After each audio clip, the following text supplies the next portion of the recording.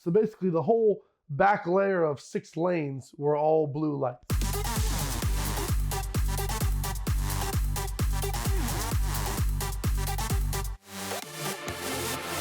I was about 18 or 19 years old. This is right after the eclipse, running from the cop story. And I met a friend through a friend, and he was just somebody I just really clicked with immediately. His name was Jeff. And I remember him because I saw him at a car show and I recognized the Cobra. He had a Terminator Cobra, an '03 Cobra, and it was built by a local shop, Modular Powerhouse. And the car had a big blower on it and everything, real crazy, wild car. And at the time I had I don't know, it was a 240 SX, didn't have a lot of power, something like that. I was like, oh, this guy's car, it makes 700-800 horsepower. It's Cobra, we're gonna have a lot of fun together.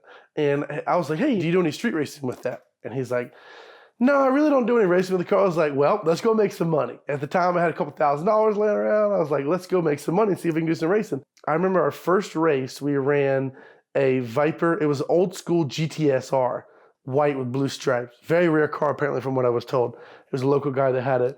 We pulled up next to him. This guy he was one of those just arrogant older guys, just like, oh, I got a GTSR, no problem. I'm like, you don't know, dude. This Cobra's got at least 900 pounds of torque. So anyways, we started doing the 60 roll. I was like, yeah, something just doesn't feel right. So I looked behind us real quick. Just before we get to do our pull, we were going to do a 60 to 160 for $1,000 cash. That was the pot.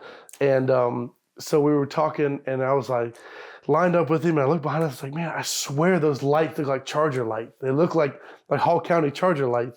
He said, no, we're good. And he's like 2 or 3 cars back. And back in the day, we used to not care. We would run no matter if there's traffic behind us or not. There's 20 cars behind us, doesn't matter. We're slowing down to 60 on 95. We line up with this guy, and we go on 3, 1, 2, 3, honk, and then we take off, and instantly I see blue lights light up behind us. And I'm like, this man was sitting there waiting for us because he saw us. He saw us line up truck. Because at the time I think it went from 3 lane to 2 lane right there. And so we were sitting there, lined up, did our 60 roll. As soon as we hit, right out of the hole, pulled him by a car. Lights fly on. And I'm like, well, we're screwed now. He's like, no, we're good. So he goes like, what? So he downshifts. I think at the time we were doing about 110. He was in 4th gear. So he went down to 3rd, ran out 3rd, ran out 4th. I start filming about 130. And we basically just peg it out about 160, and I look down, and then it's like you see in the video, you see the blue lights basically dissipate. We're pulling. I look down the speedo, we're doing probably 170, and then I look back up, and I was just like, wow, like that was wild. And I was like, cool, who are we racing next? So we line up another race the following weekend, same exact thing happens, except for this time we passed the cop. So we do another 60 roll, but we're trying to find something that was just insanely fast. Like we want to find, because at the time, we're probably 2009. The street racing scene wasn't huge, and there wasn't really anything that was impressive power-wise. So we found this guy that had, I think it was the S281 Celine, probably like an early 2000 model, and guy had like nitrous and big blower, all that stuff. I was like, okay, cool, send power range, whatnot. And he's like, oh, I make over 1,000. I was like, okay, cool, let's run on that. He's like, you sure you want to? If you make more power, you think, yeah, you're going to be faster, but that's not always the case if you can't hook it. So same thing, we line them up, and this is the time where I get really nervous. So we line them up, doing a 60 roll, and I think this pot was about 4 or 5 grand. It was big. This guy was so confident that he was going to beat us. And so we line them up. This is crazy because we raced down by the airport. So we're downtown Atlanta. We're going to run this guy by some access road down by, where the baggage claim and stuff is. And so we run him, same thing, 60 to 160. And we get going. And as soon as we hit about 140, we just see a swarm of lights behind us. Like not 1 or 2, like 6, 7, 8, like, I don't know if it was a sting, what it was. It was something. It was wild. So basically, the whole back layer of 6 lanes were all blue lights. I freaked out because I knew what he was going to do. He's going to run. He doesn't care. He's like, well, they're already coming after us. We're already doing 140. We're going to get arrested anyways. So if you're already getting arrested, you might as well at least try to take the chance of getting away from that. So at least you have a 10 to 20% chance of getting away. So sure enough, he takes off. So is the other guy. I think at that point I was really, really nervous about whether or not if I'm going to go to jail or not. I'm 19 years old. I don't want to call my mom and say, Mom, in jail, I need you to come bail me out. We basically had to loop 285 around Atlanta. And at that point, we had involved Cobb County, Georgia State Patrol. We also had Marietta, and then we had Sandy Springs involved in this. And then we ended up going 400 north, and obviously we got away because I didn't get arrested. But the whole chase part of it was just scary to see that many. It was like something you see in a movie where you're like, it's like real Dukes of Hazzard. You're like, they got one car with like 30 cop cars behind you coming after this one guy trying to find him. And that's probably one of the scariest chases I think I've ever done is been in a high horsepower car like that. But it came to where we started making it a sport to try to see if we could lose the police. And I don't know why on earth we would ever do that, but we did it multiple times, and the car was just absolute animal, just an absolute animal. But yeah, I mean, running from that many cars was just had you really, really going, you know? His license tag was one eye. So you can't tell if it's ones or eyes or whatnot. And I actually saw a tag on another car a couple years after that, but that's why he got the custom tag made, because he wanted to start. He knew he was going to street race the car. He knew he was going to do a bunch of dumb stuff, donuts, burnouts, all kinds of dumb stuff like that. And we used to street race a lot with that car, and it was the perfect tag. The same thing as the O and zeros. I've seen O and zero tags before too, where you look at it and be like, is that an O or a zero? You can't tell because it's so far away. So yeah, we weren't worried about the tag. I mean, realistically, if you weren't within 20 feet of the car, you couldn't really see the tag anyways, you know?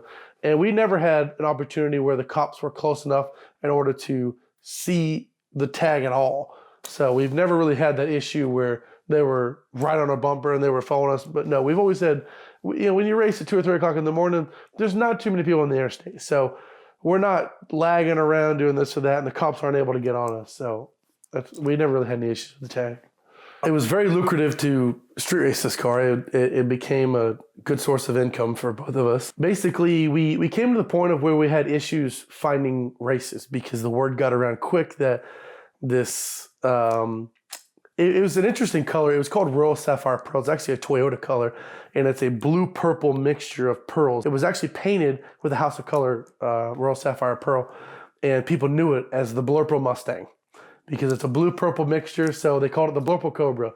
And word got around quick that you shouldn't run it unless you're making well over 1,000 horsepower and you can hook the power.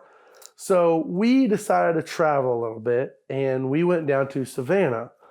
And we were going down there for St. Patrick's Day, and I was like, let's take the car. Maybe we can find some cool races down there and whatnot, because there's a lot of roads down there that you can run on. And we bumped into this kid that was borrowing his dad's Aventador for the weekend. And he had a lot of cash that he was throwing around. So we obviously we go after him and say, hey, do you want to run the Aventador against a Mustang? We didn't say Cobra, because people get nervous when you say Cobra or Celine or something like that. It's like, no, it's just a Mustang outside, with a supercharger on it. You want to run it? Yeah, no problem. Let's do it. So he's like, oh, let's do it for 2,500. I was like, we race Civics and other Mustangs for 2,500. This is going to be a big pot, so we're going to double it. How about $5,000 cash? So we got it right here. And he's like, yeah, no problem. I got it. And we probably shouldn't have raced him. He was actually pretty drunk at the time. But it was probably a terrible decision now that I think about it. So anyways, we run this guy, easy win, got some money, and it became known to us at that point that we can't run anybody anymore because people knew the car, and there really wasn't anything in the area at the time that made any kind of power that could even withstand this, runs with that car. It wasn't worth it. And we thought about traveling and going out of state. And I said, nah, this is stupid. If we get rest out of state, it's going to make it hard. So we basically quit racing at that point. And then he wanted to get into drifting. So we started doing burnouts and drifting the car. And I was like, this is crazy, man. So he ended up selling the car and whatnot. But it was a good 2-year span of where we made, I would say, upwards of $25,000 to $30,000 in an 8 to 10 month period of racing and whatnot. And then I want to say that he probably made another $4 or $5,000 after we quit hanging out. It wasn't a good friendship to that point of where we were making really bad decisions together. maybe we should chill out a little bit. So yeah, I mean, we made a solid 30 grand in about 8 months off that car. Obviously, it's a bad idea to street race, no matter where you are, if you live out in the country or whatnot, but that's basically how you do it. I loved the way the Avalon King ceramic coating worked on my Porsche 993, so I was excited to try it out on my LP640. We put a clear bra on the car, but then on top of that, we put the ceramic coating to make it easier to clean. And after a 2,000-mile road trip, all the bugs just sprayed right off. It worked great on my car, and you should try it on yours, so there's a link in the description below for a discount.